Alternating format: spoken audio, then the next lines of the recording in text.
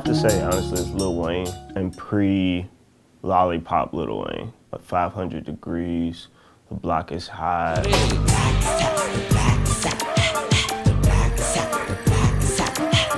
Just for his pure style and sheer will to win, you know, I have to say Lil Wayne, no doubt. Damn, man, this life shit is crazy. The evil be lurking, but I can't let it faze me. Can't let it defeat. Well, I like to write about myself, like my story, what I've been through. I feel like everybody does that, of course. But that's what makes people gravitate towards people when they get to know you. I feel like when people get to know you, they like you, not like the whole image of who you are, really. They'll like you more if they, know you. But it could be considered cliche, but I guess just life, man. Situations that we go through and things that we do, and being able to sit outside those situations and observe what's going on, the relationships between people, the relationships between you and your society and how you fit into it. I don't know anything else that you can get it from, just everyday situations. Sometimes I get, creative insights from like movies or something like that. I'll get a topic, some random ass topic, and just come up with it with some bars or some shit like that. But yeah, it's just like setting. But most of the time I talk about, what I've been through with myself.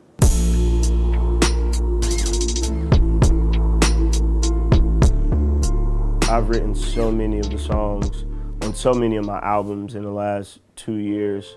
On the train, it just helps me focus and like zone out. When I'm collaborating with people, I like to be in the house. A lot of people like to go to a studio to write, but I like to be in the house. I like to be where the material and the concepts actually come from.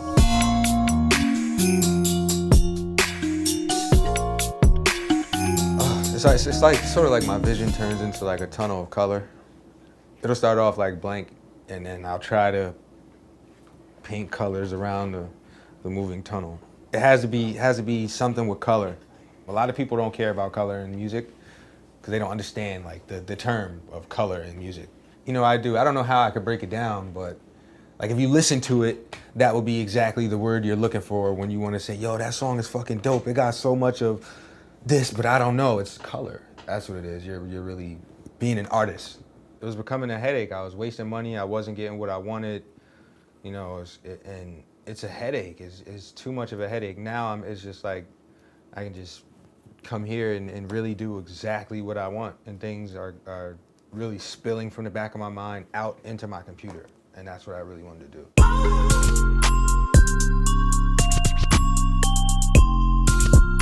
When I first started, freestyling was real important to me. I could freestyle and have a dope flow, but I couldn't write a dope flow. And I guess in the beginning, it's a way to practice. And even now, it's a way to bring about ideas. When you're just saying it off the riff, you know what I'm saying, off the top of your head, you're not as censored as you would be if you're sitting down to write. Accidental topics are the best to me. Like when I just say something by accident, like, oh shit, how'd I say that? And then I just come up, I'll write after that. So freestyling definitely plays a big part in what I do.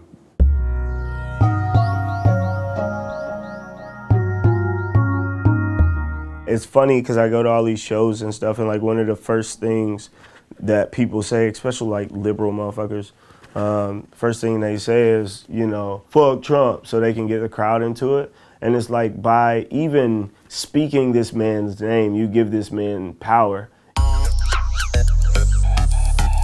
Dougie Fresh, his sons, I met with his sons, and his sons, they have a vanity label under Sony called Square Off Records. And I met with Doug. Like the same day I met with them, I met with Doug, and I was like more leaning toward wanting to work with Doug, but Doug was doing too much, so I signed with his kids and shit like that. But they introduced me to like tons of people. Like I met Fabulous. One that stood out was A-Rap Music. I used to sit behind my computer and watch A-Rap Music for hours, countless hours, like until I would fucking fall asleep. And I met him a few times, like smoked with him a whole bunch of shit. Like I would have never thought in a million years that I'd be able to even fucking be that close to somebody like that. About 2 years ago, I was working at a diner in New York City in Park Slope called Dizzy's, and Common came in, and he was sitting at the table. I was like, yo, like, there's no way I can let you leave without like freestyling for you. And he was like, you know what I'm saying, I'm gonna eat, and you could freestyle, you could do your thing. And he took me over to the side, man, and I freestyled for him. And this was probably like 4 years ago, so I was still developing as an artist. But it was mad cool just to see somebody who's reached that level of success and is a master at the craft. Blunt adds element to the beat. I added the blunt. I put a slight compression in the front of the blunt, so you see how the smoke just vibrates with the beat. You want your smoke to vibrate with the beat.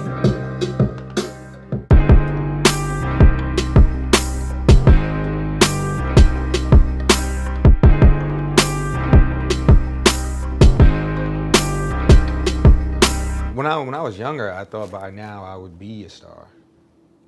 And you know, you can't put a timing on anything. I'm learning that sometimes you just got to put in more groundwork. And I always acquired shit later anyway, because I always wanted to learn all of it before I engage into it. It's sort of like instinctive for me to engage in all before I become it. Because in order to be a product of something, you have to be in it. Like if you're in a jungle, you're gonna be a fucking animal. Like if I'm a guppy swimming, like I need you to believe that I'm not a guppy swimming around this shitty ass pond. I need to be a fucking shark, and you need to just believe what I'm doing or what I'm saying.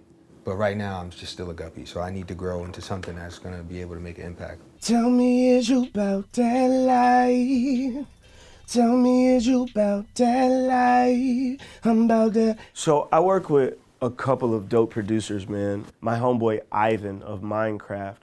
He is a genius, dude. His melodies, his musicality is just crazy, and it's always synced up and lined up with what I'm doing. My cousin Arcade, we're family, so we've been together for a long time, and I like to say he's like my 40. What 40 did for Drake, I think Arcade does for me. Lil B was actually one of the first artists to do any of my beats. A lot of people don't like Lil B. I fucking love Lil B. He's one of the most different, most fucking down-to-earth, real people on earth. He did probably like 4 or 5 of my beats, like off the rip, and put them on different mixtapes. And then I sent him a beat after that, like, yo, B, what's good? I got some more shit for you.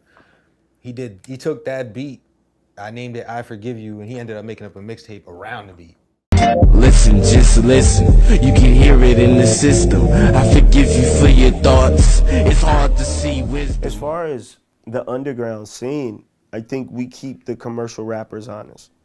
I think there's truth in everything that we're saying because we're actually still living it. You know what I'm saying? I'm more apt to listen to a motherfucker from, you know, the streets of Winston-Salem, North Carolina, or the streets of Brooklyn, New York, who isn't super famous, who isn't on every billboard, who isn't being played on the radio. I'm more apt to listen to what they tell me about the streets versus what, you know, somebody who's been detached from the streets or doesn't live in the streets. Yeah, they get stories from friends and they go back home every once in a while and they see what's going on, but they're not living it anymore. Ooh, being underground is where a nigga at now.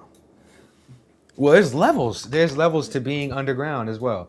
Because when you're all the way under, like you're just a fucking poo-putt starter, that's like fucking under the core of the earth, underground when you're just starting underground. Then you get to a level where a few people know you. Like if you have like a buzz through a stream like YouTube, once you hit the chart, you're over the ground.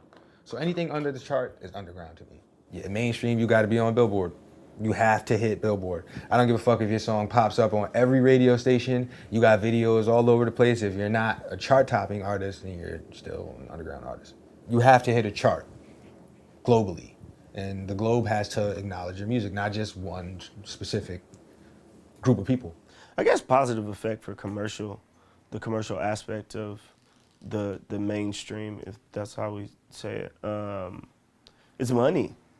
I mean, it puts hip hop in a place where it's never been before. It only takes one moment, it only takes 1 sec to relieve your neck of the breath you had locked in your chest, exposed insides. Bullet burn flesh, no stress, he at rest. He got no life in them left. So call the reporters and Snapchats and orders, you fuck. This a warning to my people slaughter. No fathers for daughters behind bars and call it. I swear that we garnish Trayvon, Eric Garner. Why is life in execution? Why can't you just let me be? Freeze another word for bondage, it just got a longer leash. I give you hope and some dreams, but not enough change to afford anything. They move in silence, take your brain, and what Put your mind in a loop. They take it again and again and again and again and again and again. Don't you see? They'll kill us in streets. Fred Hampton was asleep. Fuck, I can't even sleep. I'm still running from the law. Hey, yo, sometimes I like to speak to my mind about how it loses balance most of the time, and amongst other things, but something be keeping me focused like hocus pocus. I'm ghosting that phantom ghost with your chick, nigga. Your pockets hold hope, but that shit done made you a lint picker when you dig in them. One step, now you dangling from the tightrope, strangling on your spine to revive, it's only survival. Your vitals dive and collide with the pavement. Ashes arrive on your face. There's gun smoke in the place. Amazing grace for the plate of niggas that'll raise your face. Niggas have raised up the stakes. I race escaping the jakes. They want my name on the tapes, pointing at faces and giving statements, but I'm too evasive. A hollow point stray couldn't graze them. My aim lazy, but I better get the job done. A 50-shot flurry break his leg if he try run of that. AKKK shit, if you're too paid, they call you Donnie Trump, and that's my nigga. Strapped like a hostage, you're bonding a bitch with wads of barbed wire tied to a tie of a trailblazer, a Tahoe. You swimming with crocodiles that'll die for mano y mano, which means niggas will die for their team, if ever lie with their team. My bro did 5 in state greens and lounged on the dance floor. The semi with the silencer sound like he playing handball. White Louis scarf call me Gandalf. My hands off, the Lord of the Rings. I go to war with my things. For the underground. For the underground. For the underground.